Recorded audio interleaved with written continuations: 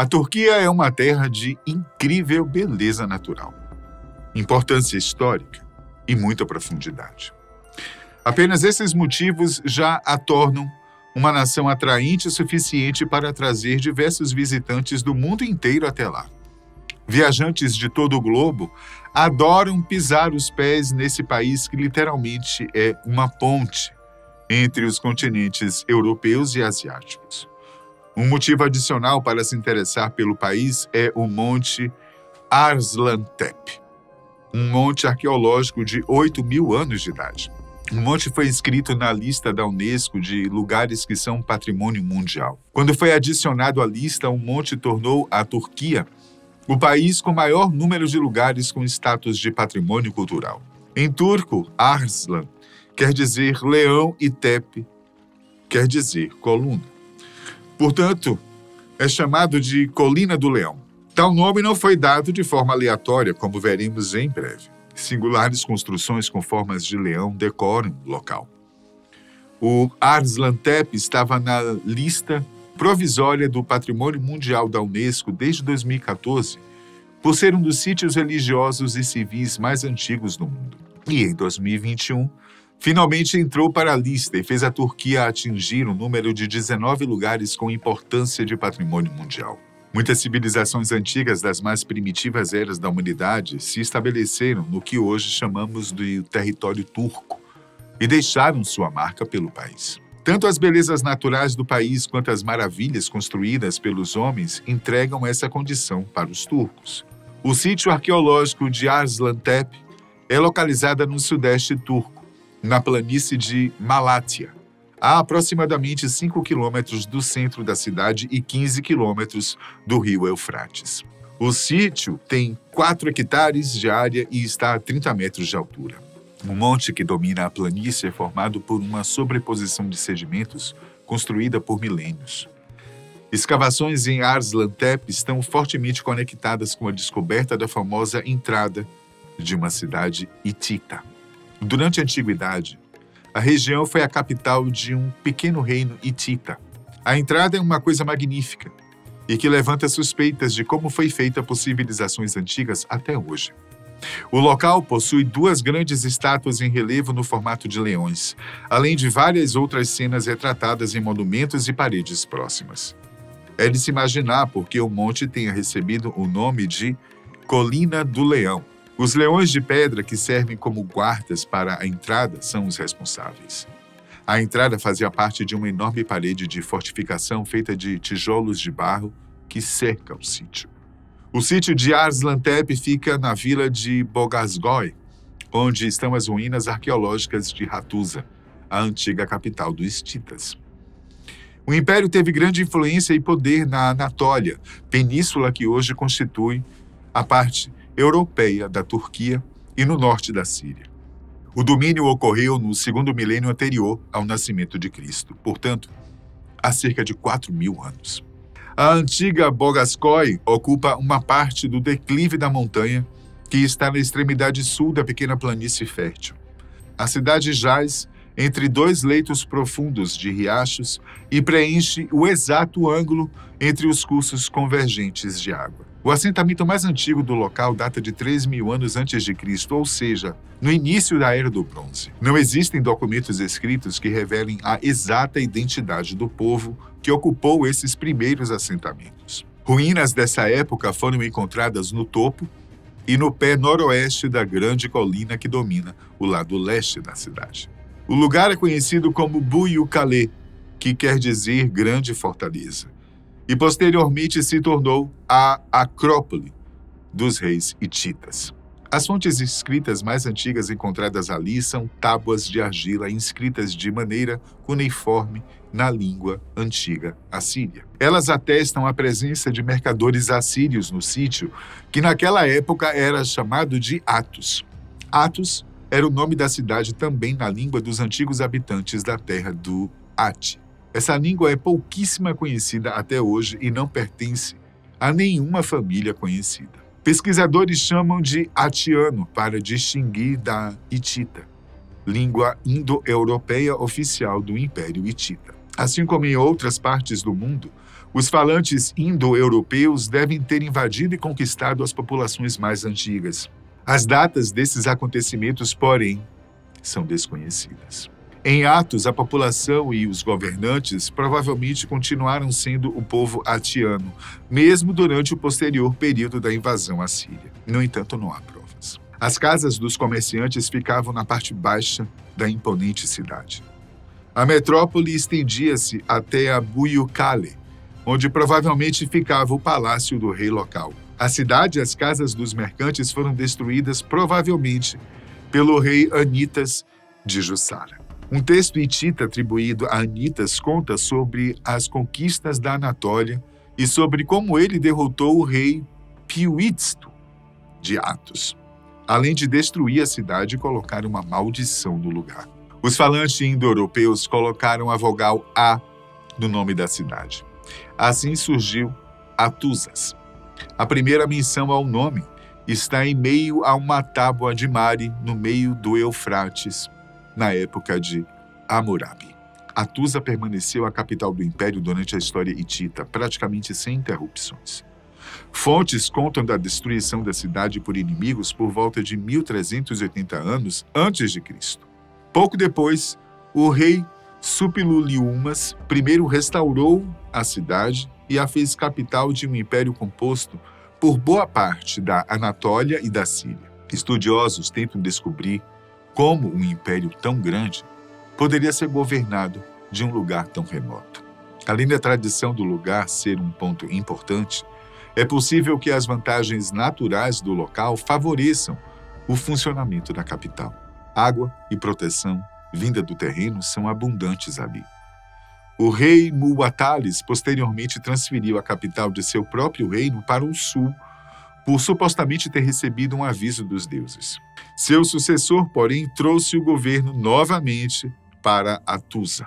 Um novo império que ocorreu de 1400 a 1190 anos antes de Cristo, a cidade foi estendida para o sul. E foi durante essa época que construíram o amplo arco da muralha da cidade. A construção vai do Buyukale até todo o Vale do Oeste. A inclusão dessas colinas fortificou ainda mais a região, especialmente pela sofisticada construção presente na parte mais alta. Um fosso profundo em uma alta plataforma de terra que sustentava a muralha protegiam a cidade contra as colinas ao sul. Um túnel com mísulas, aqueles ornamentos geralmente usados para dar sustentação a arcos de abóbada, chamado iercapo, foi erguido. Também havia um glacis pavimentado. Um glacis trata-se de uma inclinação feita de forma artificial no terreno com objetivos militares defensivos, que são comuns em fortalezas e castelos. Pertencem também ao período do Novo Império as portas com a escultura. São elas a entrada do rei, a sudeste, cujo relevo de um deus guerreiro foi removido para o Museu Arqueológico de Ankara, e a entrada do leão, que já mencionamos, a sudoeste. Os templos encontrados nas ruínas atuais são do Novo Império, apesar de haver menções a essas construções na época do Velho Império. 4 templos da parte de cima da cidade pertencem à extensão feita no Novo Império. O grande templo presente na parte de baixo também é um trabalho do Império. O lugar é um gigantesco complexo de construções auxiliares. A Acrópole do Rei, a Buyukale, foi reconstruída de maneira monumental. Uma nova extensão da muralha da cidade feita através do desfiladeiro pertence ao século XIII. A construção foi realizada de modo a encerrar o planalto de Buyukaya, palavra que quer dizer grande rocha.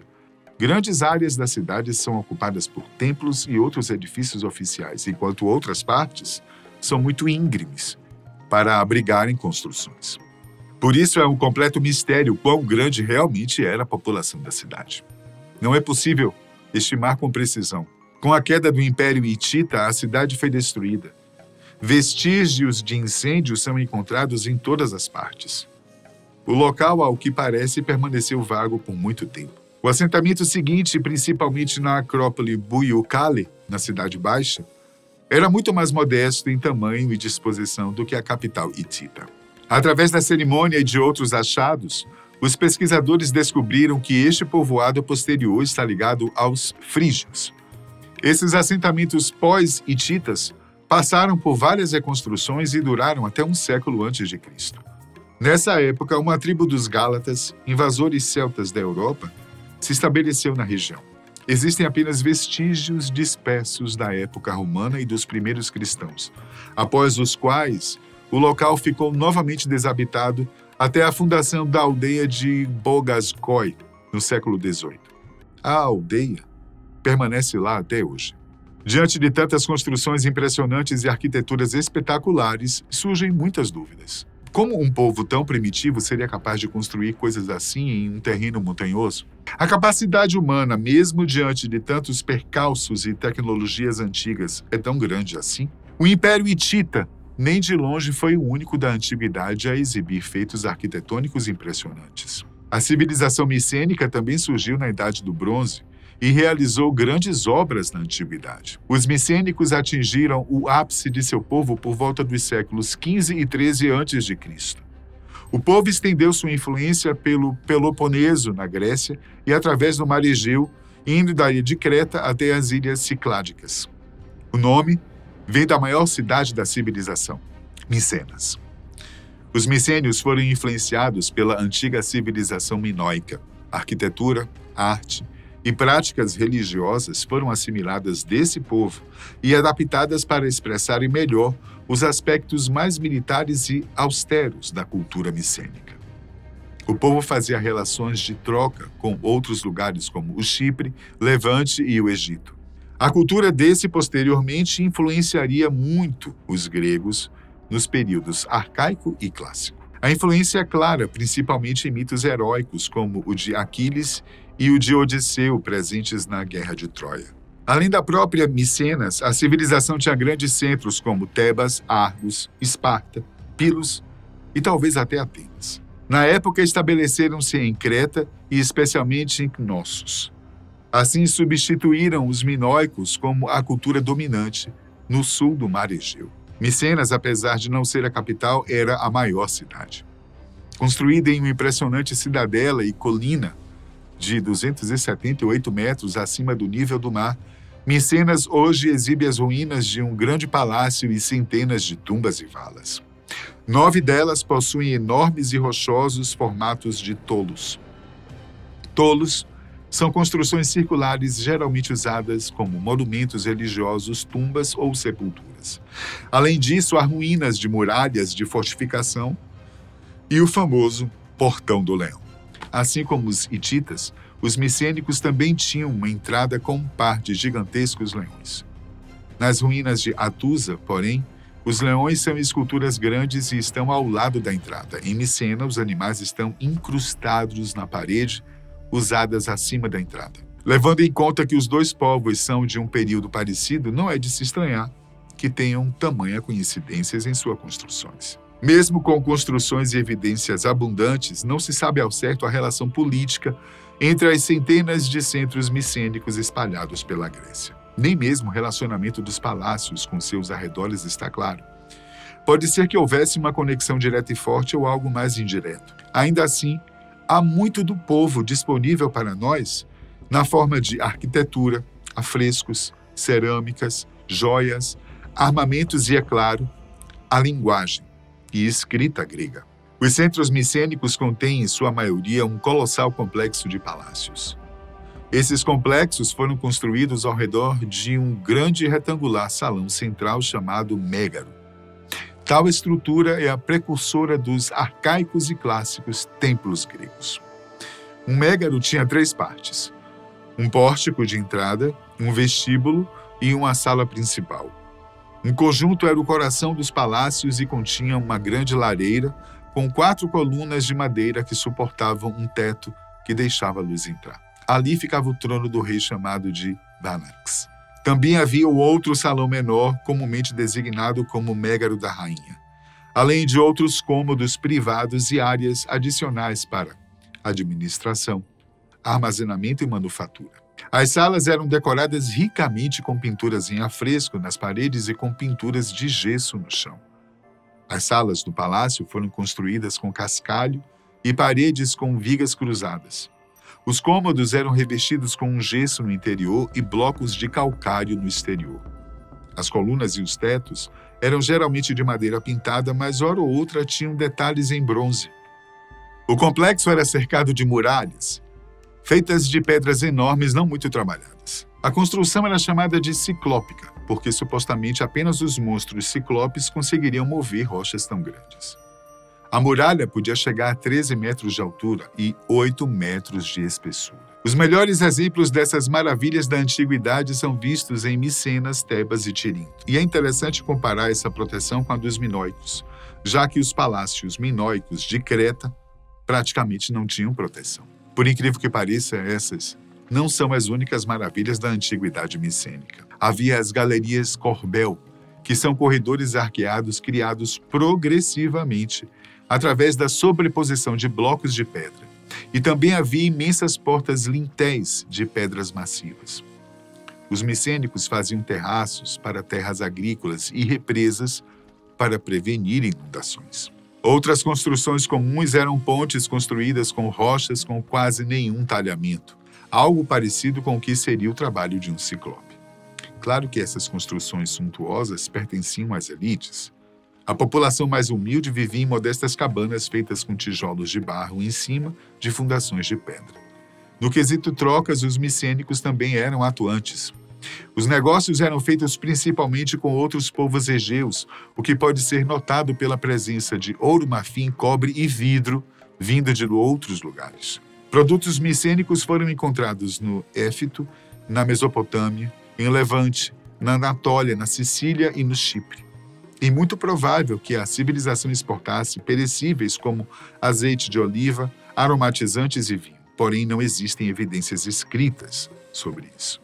Agora, o que muito nos intriga nos micênicos é a sua tremenda expressividade artística. Como se não bastasse uma civilização antiga fazer construções inimagináveis, o povo ainda produzia maravilhosas obras de arte, afrescos, cerâmicas e joias lindos. Implementaram um tradicional amor minoico pelas formas naturais e designs fluidos. Os micênicos adaptaram esse gosto dos minoicos para algo mais esquematizado e menos realista. Esse estilo se tornou dominante ao longo do Mediterrâneo. Desenhos geométricos também eram populares, assim como padrões decorativos de espirais e rosetas. As cerâmicas eram baseadas na olaria dos minoicos, mas com a adição de taças e do alabastro, o pote que geralmente carregava aromatizantes. Estatuetas de animais em terracota e figuras femininas em pé eram populares, assim como pequenas esculturas em marfim, vasos de pedra esculpidos e intrincadas joias de ouro. Os afrescos retratavam plantas, grifos, leões, saltos em touros, cenas de batalha, guerreiros, carruagens e escudos em forma de 8. Uma prática muito retratada nas pinturas era a caça-javalis, uma atividade micênica popular na época. Tanto os micênicos quanto os hititas desapareceram em determinado momento. Após a Idade do Bronze, outros povos surgiram e os substituíram. Apesar de terem incríveis capacidades arquitetônicas, artísticas e de engenharia, ambos os povos sucumbiram com o passar do tempo. As causas exatas não são conhecidas. Talvez atingiram o ápice do que uma sociedade naquela época poderia alcançar. Conspiracionistas podem pensar que receberam tecnologia e conhecimento de alguma outra fonte e, quando esta se esgotou, as civilizações ruíram. Entretanto, o mais provável é que nós, seres humanos, somos capazes de feitos extremamente impressionantes mesmo diante de condições muito adversas. Só que mesmo com toda essa capacidade, ainda estamos à mercê de nossa própria ruína.